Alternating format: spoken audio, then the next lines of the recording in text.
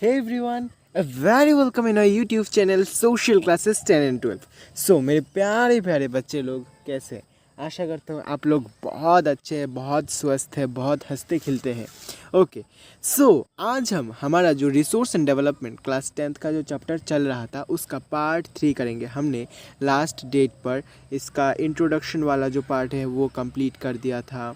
Okay, और इसका जो क्लासिफिकेशन वाला पार्ट है, रिसोर्स क्लासिफिकेशन जो on the basis of origin होता है, ऑन द बेसिस ऑफ एग्जिस्टेबिलिटी होता है, on the basis of ownership होता है, on the status of development होता है, वो हमने लास्ट डेट पर डिस्कस किया था। ओके बच्चे लोग, सो आज हम इस चैप्टर का थर्ड पार्ट दैट मीन्स उसके बाद का टॉपिक पढ़ेंगे। क्या है? Development of resources. जो रिसोर्सेज हमारे पास है, आपके पास है, मेरे पास है, उसका डेवलपमेंट कैसे करें, उसको विकास कैसे करें, उसका अच्छा से यूटिलाइज कैसे करें और मैनी ओके।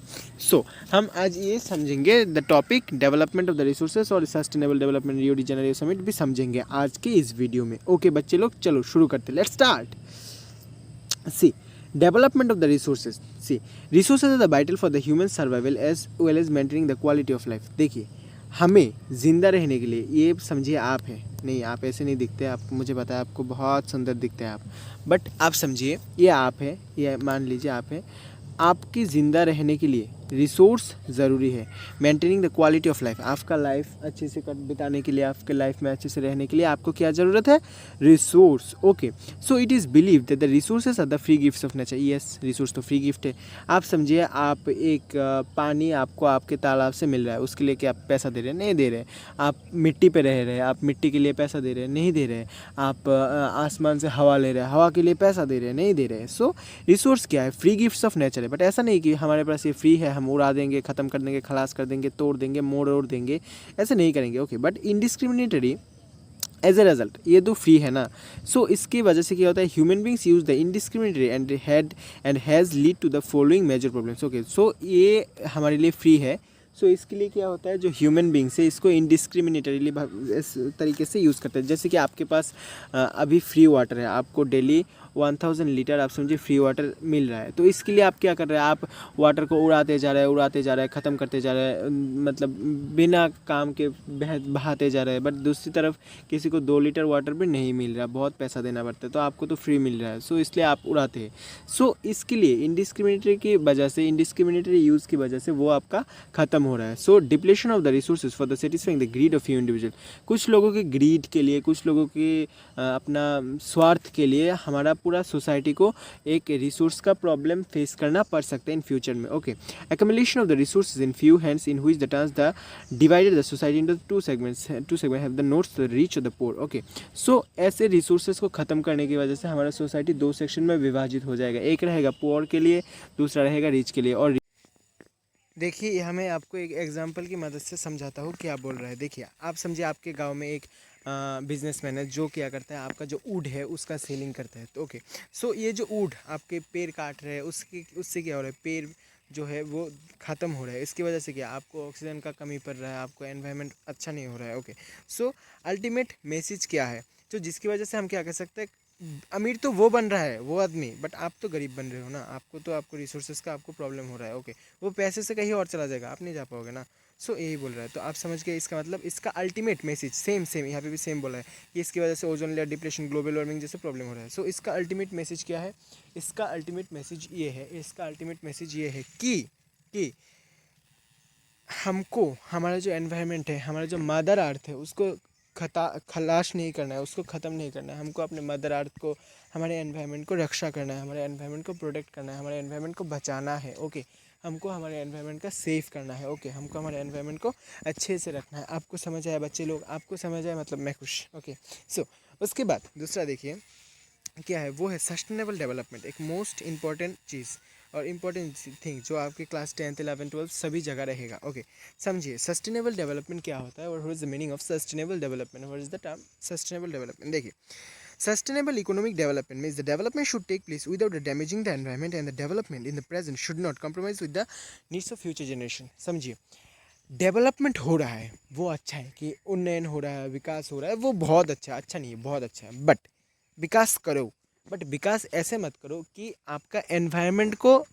लॉस हो जाए। आप समझिए आपको एक हॉस्पिटल बनाना है, इसके लिए आप हज़ारों पेड़ काट दो, हज़ारों ज़मीन काट दो, बहुत कुछ ख़त्म कर दो, तो इस ये जो डेवलपमेंट होगा हम इसको डेवलपमेंट नहीं पकड़ेंगे, हम इसको डेवलपमेंट नहीं कंसिडर करेंगे। ओके, सो हम सस्टेनेबल डेवलपमेंट मतलब डेवलपमेंट करो, मना नहीं है, बट डेवलपमेंट ऐसे करो कि फ्यूचर जनरेशन का जो अपॉर्चुनिटी है, फ्यूचर जनरेशन का जो नीड्स है वो कभी ख़त्म नहीं होना चाहिए। फ्यूचर जनरेशन के लिए भी कुछ अपॉर्चुनिटीज़, फ्यूचर जनरेशन के लिए भी कुछ नीड्स हमको ख़त्म नहीं करना है। ओके, उसको रखना है, उसको मतलब सब कुछ ऐसे नहीं है सारे पेड़ काट दो, हम खाना है हमको खा लेंगे, हमारे बच्चे मर जाए, ऐसे नहीं, हमको हमारे बच्चे के लिए भी कुछ सेव करना पड़ेगा। ओके, तो आप सोच रहे हैं क्लास 10th में है बच्चे, बच्चे बाद में आएंगे। ओके, बट आपको तो सोचना पड़ेगा कि 21 ईयर बाद क्या होगा, 30 ईयर बाद क्या होगा, आपको पूरा अप्रोच रख के चलना पड़ेगा। ओके ना, फ्यूचर प्लानिंग भी होता है कुछ। ओके, सो बच्चे लोग नेगेटिव मत हो, पॉजिटिव हो, पॉजिटिव हो, पढ़ाई लिखाई में ध्यान दो, लड़की वड़की मत पटाओ। ओके, सो अभी क्या है, सस्टेनेबल डेवलपमेंट समझ गया, सो बहुत कुछ बोल दिया ना, बुरा मत लगाओ यार। उसके बाद देखो हम पढ़ेंगे Rio de Janeiro summit. Okay, so Rio de Janeiro summit क्या होता है और रियो डी जेनेरियो समिट में क्या आता है। ओके, देखिए पहले समझिए रियो डी जेनेरियो क्या है। रियो डी जेनेरियो एक ब्राज़ील, एक देश है, इंडिया जैसे एक देश है, ब्राज़ील भी एक देश है। सो ब्राज़ील देश में एक जगह है, जगह का नाम क्या है, जगह का नाम है रियो डी जेनेरियो। ओके, रियो डी जेनेरियो में एक समिट हुआ, समिट हुआ दैट मीन्स एक मीटिंग हुआ, एक प्रोग्राम हुआ, कब हुआ, 1992 में। और प्रोग्राम का मुद्दा क्या था, जो एनवायरमेंटल डैमेज हो रहा है, एनवायरमेंट का जो लॉस हो रहा है, एनवायरमेंट का जो क्षति हो रहा है, एनवायरमेंट जो डैमेज हो रहा है, दैट मीन्स ख़त्म हो रहा है, उसके लिए एक समिट हुआ। कब हुआ, 1992 में। कब हुआ, 1992 में ये एनवायरमेंटल समिट हुआ। कहाँ हुआ, रियो डी जेनेरियो में। रियो डी जेनेरियो कहाँ था, ब्राज़ील में। ओके, उसमें 100 देश, टोटल 100 देश के के जो प्राइम मिनिस्टर थे और प्रेसिडेंट थे, जो लीडर थे देश के, वो पार्टिसिपेट किए और डिस्कस किया कि ये प्रॉब्लम है, एनवायरनमेंट में ऐसा ऐसा प्रॉब्लम है और उसके लिए कुछ सल्यूशन चाहिए। और जो सल्यूशन है, उस सल्यूशन का नाम है एजेंडा 21। एक डॉक्यूमेंट्स रेडी किया कि ऐसा ऐसा सल्यूशन होगा, इसका ऐसे ऐसे हम इस प्रॉब्लम को, जो एनवायरमेंट की प्रॉब्लम है, सॉल्व करेंगे।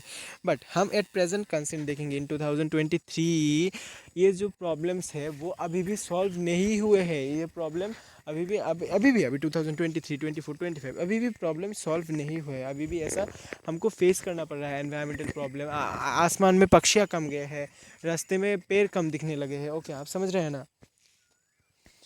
उसके बाद देखिए, समझिए एजेंडा 21 क्या है।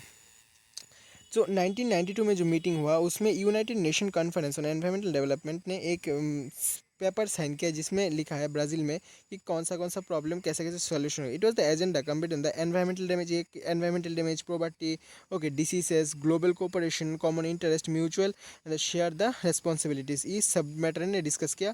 Okay, one major objective of the agenda 21 is to every local government should draw its own agenda 21। Okay, so agenda 21 में ऐसे पॉवर्टी, ओके, फिर disaster management, damages, environmental damages, सबको कैसे ठीक करना है। जैसे कि हम वाटर को पोल्यूशन नहीं करेंगे, हम ज़्यादा से ज़्यादा पेड़ लगाएंगे, हम पक्षियों का ग्रोथ के लिए सपोर्ट करेंगे। ओके, हम अपना एनवायरनमेंट को सेव करेंगे, हम पॉवर्टी रिलीज के लिए हम डोनेशन करेंगे, इनकम जनरेट करेंगे, हम डिजीज़ के लिए वर्ल्ड कोऑपरेशन क्रिएट करेंगे, झगड़ा नहीं करेंगे, वार नहीं करेंगे। ऐसे कुछ स्टेप्स लिया और ये स्टेप्स उन्होंने बोला है कि जो लोकल गवर्नमेंट से लोकल गवर्नमेंट्स तक, छोटे छोटे पदों तक ये स्टेप्स लेना चाहिए, तो हमारे लिए अच्छा होगा। आपको समझ आया आज का टॉपिक, आज हमने जो पढ़ाया आपको समझ आया। मैं आपके लिए दिल से हमेशा तैयार हूँ आपको पढ़ाने के लिए। आपको मैं अपना बेस्ट दे रहा हूँ, मैं आपका खुद का सब कुछ छोड़ के आपके लिए मेहनत कर रहा हूँ कि आपका अच्छा रिजल्ट हो जाए। ओके, सो इसलिए आप बहुत अच्छे से पढ़िए, हम आपको पूरा कंटेंट बिल्कुल फ्री ऑफ कॉस्ट प्रोवाइड करेंगे।